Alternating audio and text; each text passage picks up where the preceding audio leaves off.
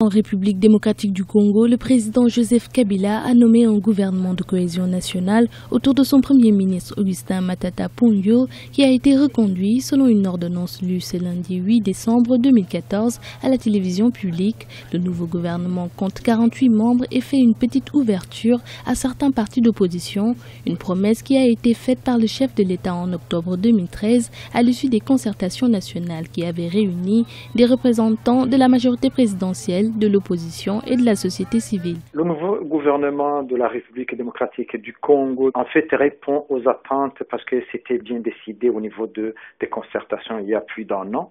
Mais il y a que cet opposant, on voit plutôt plus une opposition républicaine proche qui n'est pas très loin de la position du président.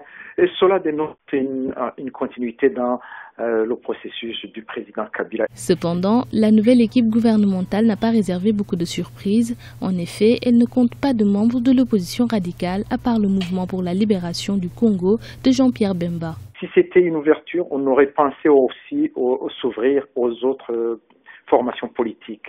Surtout la formation politique de Étienne Tshisekedi, et éventuellement on a parlé du M23 pour vraiment faire le consensus au niveau national.